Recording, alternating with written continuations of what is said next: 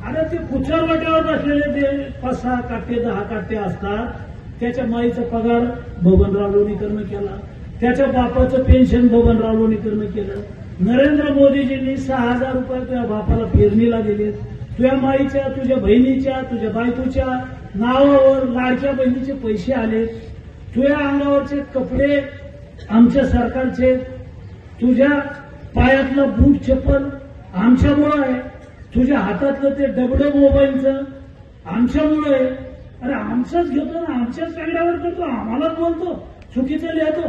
अरे म्हणून राजकारणातले लोक काय टीका करतात मला त्याच्याशी काय घेणं देणं.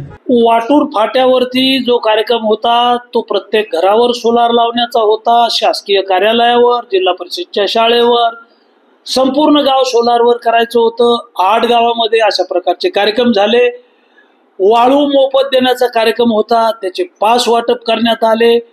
आणि या कार्यक्रमामध्ये बोलताना मी असं म्हणालो की केंद्र सरकारच्या ज्या कल्याणकारी योजना आहेत, राज्य सरकारच्या ज्या कल्याणकारी योजना आहेत, या योजना गावापर्यंत नेण्याची जबाबदारी माझी आणि माझ्या सगळ्या कार्यकर्त्यांची आहे.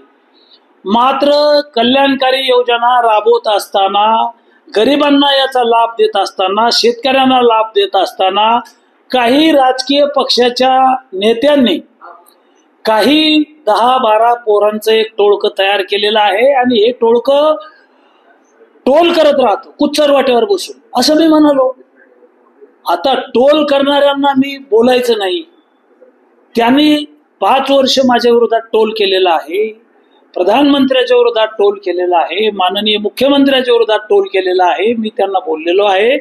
आणि मी काय म्हणालो, तुमच्या घरात केंद्र सरकारच्या 5 योजनेचा पैसा येतो, तुमच्या घरात राज्याच्या योजनेचा पैसा येतो, तुमचं कुटुंब त्याचा फायदा घेतो आणि त्या पैशातून तुम्ही मोबाईल घेता, त्या पैशातून तुम्ही कपडे घेता. हे सगळं सरकारनं दिलेलं आहे, खोटं नाहीये. हे टोळकं आहे आणि टोळक्याला सुद्धा आम्ही असं काही अडवत नाहीये. त्यांच्या कुटुंबात पगार चालू केलेले आहेत, त्यांनाही लाभ देतो. त्याच्यामुळं आमची खेड्यातली भाषा आहे. एखादं पोरग शाळेत जात नाही, आई वडिलाचं काम करत नाही, त्याला आपण म्हणतो की काट्ट आता आमचं काम करत नाही, ऐकत नाही, काट्ट बिघडलं म्हणतो आपण. आपण वडिलाला बाप म्हणतो ग्रामीण भागात, आपण आईला माय म्हणतो. मग आता हे खेड्यातली भाषा आहे. आणि मी माझ्या आयुष्यात 40 वर्ष शेतकऱ्याची सेवा केली. 25-25 हजार लोकांचे मोर्चे काढले. दुष्काळ आहे, अतिवृष्टी आहे, गारपीट आहे, लोकांना मदत मिळवून दिली. सरकारची एकूण एक योजना राबवली आणि जनतेची सेवा करतो म्हणून 13 वेळा निवडून आलोय. जनतेची सेवा करतो म्हणून 5 वेळा विधानसभेला निवडून आलोय, मंत्री झालोय. जनता माझं मायबाप आहे आणि मी जनतेसाठी काम करत राहील. मात्र काही राज्य पातळीवरचे नेते गरळ ओकतायत माझ्या विरोधात. त्यांना काय गरळ ओकायची तर ओकू द्या.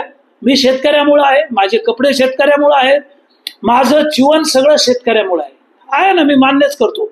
माझ्या आयुष्यात कधीही एकाही सामान्यातल्या सामान्य माणसाला मी कधी वाईट बोललो नाही, सामान्यातल्या सामान्य शेतकऱ्याला मी कधी वाईट बोललो नाही. आणि मी जिवंत तोपर्यंत रक्ताच्या शेवटच्या थेंबापर्यंत मी काही बोलणार नाही. मात्र काही लोक विनाकारण याचं पिंपळाचं पान पडलं तर पिंपळगाव जळालं अशा प्रकारचा कलमा करतायत. हे निराधार आहे, हे खोटं आहे. मी शेतकऱ्याच्या विरोधात बोललो नाही, पण मला काय, मी 100 वेळा शेतकऱ्यांची माफी मागेल, मला काय अडचण आहे, बोललोच नाही मी.